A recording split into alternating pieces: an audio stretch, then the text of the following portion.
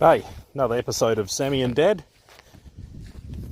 And yes, again, Sammy is not here. He is still working up in the wheat belt. But what a gorgeous day here in Western Australia. So today we're going to talk about bumpers and the problems with these series and this bit of a bumper gap here that does occur from time to time. The bumpers are bolted on, and there's also a little clip that actually sits about here that you have to slide the bumper on, and they're notorious for breaking. Notorious. So we're going to see a quick fix that can be done easily to fix that little plastic piece that continually breaks, and to get yourselves out of a bit of trouble so you get this line a little bit better. As you can see, it's a little loose, and I've found a good fix. Whilst I'm here at the front of the house, this is a car that's been bought for stripping parts. This is a NL Concord 1997. Some of the parts have been sold already. We have sold the wheels, and also Sam's taken the steering wheel. This is the wood grain. Anybody want any parts? We do have some parts still available. So while I'm making my way back to down to the shed, this is my Expedition 1997, original 160,000 kilometres, imported from the States. You don't see many of them around. Sometimes problematic, has the 5.4 litre 2V, so it's the better of those engines. It's the first incarnation. Four-wheel drive, air suspension, leather seats, Eddie Bauer edition. In pretty good condition for its age, 1997 model. Great thing off-road, pretty heavy, but good fun. Okay, so these are the little blighters.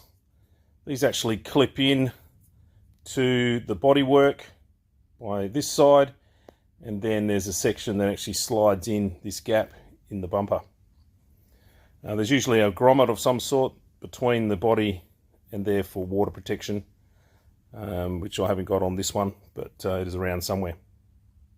Okay, so this is a bumper off the NL Fairlane.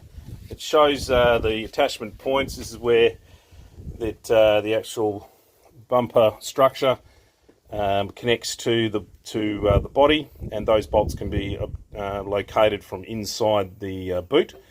There's also a retaining bolt up this end as well on either side, and then in the middle here is where these clips are. Now the idea is this little piece here, which is attached to your body where my fingers are, slides along and is locked into place there. So when you slide your bumper in, okay, it slides along there. But of course, these things very quickly snap off. That's one I had actually already glued. Now I'm going to have to find that other bit.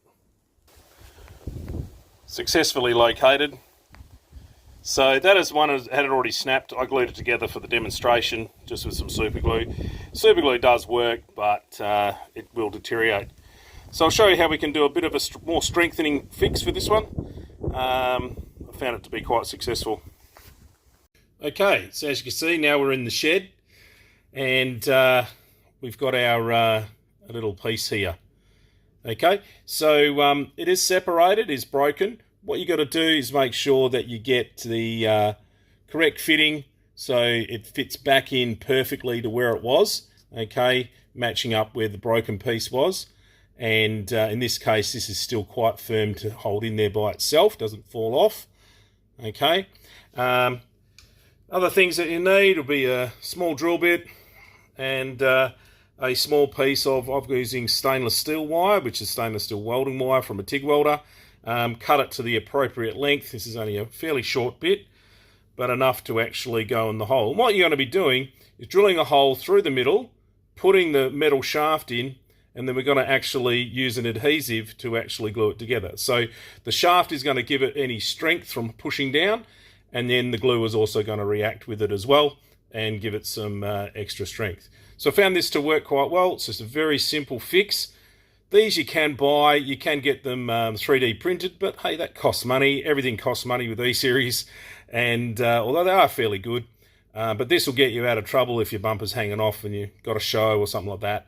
and you can't afford to wait any time.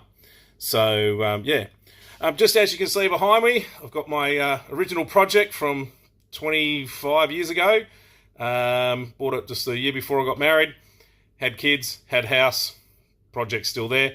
It's a tank Fairlane, 1961, built in Australia, and from obviously American technology and design, but an awesome looking car. I've had a ranch wagon since, but the Fairlane's still there. Behind me also, daughter's XR8 sitting in the shed. It's all good, running well at the moment. And then over on the other side there is young bloke's F100. You can see the grill up on the back that we're still building. But got E-series problems, need to get them fixed. So other things that you'll need, obviously a drill. Thank you, Mr. Milwaukee. And this is the adhesive I'm going to use. Highly recommend this stuff. It sticks like shit to a blanket. T-Rex by Soudall. Okay, this one is the Fast Grab. Very, very good stuff. There's also a Flex, and there's a couple other different versions. But essentially, it's like a silicone, very adhesive. It does get everywhere, and cleanup is with thinners until it dries. Once it dries, cleanup has to be with a blade and stuff like that. But you can get the residual off with thinners. But once it sticks, it sticks. So if you want to remove things, probably not a good idea to use T-Rex. But if you want it to stick and stick good, then I'd highly recommend it. So, and I'm not sponsored. And I'm also, just to clarify, I'm not a mechanic. I'm just a dad trying to keep his kids' cars on the road. I'm sure we can all appreciate that. All right, so I'm going to set it up, and we'll see how we go. Okay, so I've set the drill bit up. I've got a 1.5mm drill bit. The wire's a little bit thicker than that, but I don't want it to be loose if I can help it. So I want it to be fairly tight in there. So set it up on a hard surface, find the middle point, and then slowly drill in to the plastic.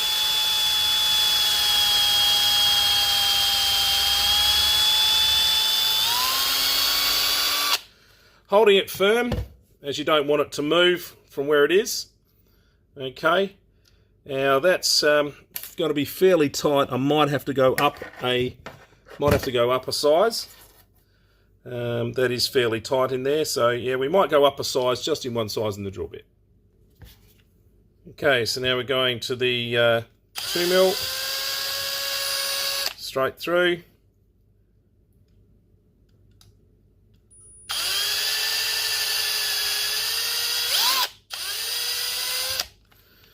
Okay, so then we get it lined up again.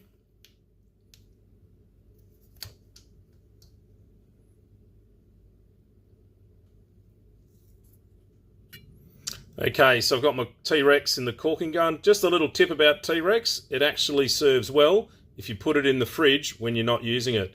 So it doesn't go off if it's refrigerated. I've had this tube for quite a few months now.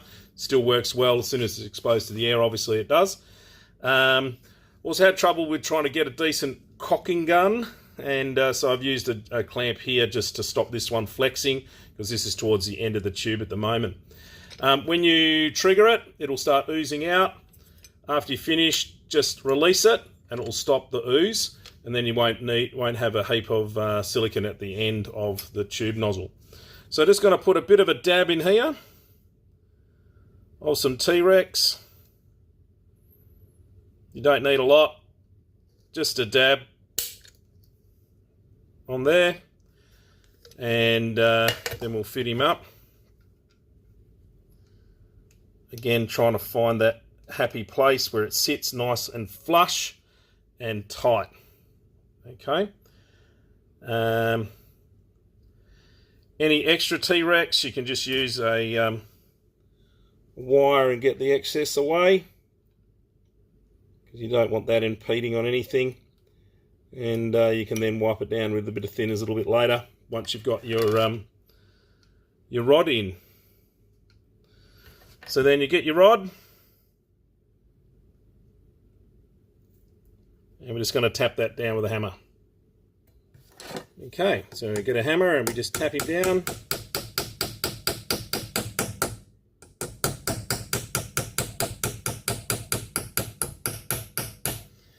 till that's flush with the top. See, some of the T-Rex is actually oozed out there. So just get rid of that.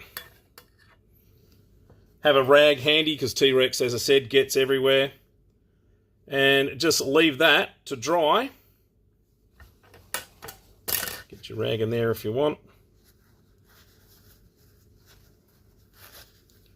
To get any excess away.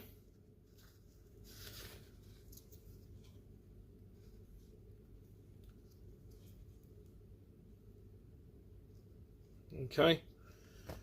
And there we have it, has been joined. Now you can put some T-Rex on the inside as well. Okay. Because as long as it's got a bit of flexibility for these little pieces to come in, you can do that. So if you want to throw a bit more T-Rex in there, just to give that rod a bit of extra sticking strength.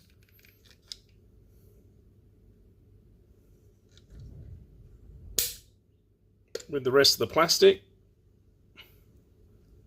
you can do. And just sit there, probably 24 hours, it'll be dry. And there you go, fixed.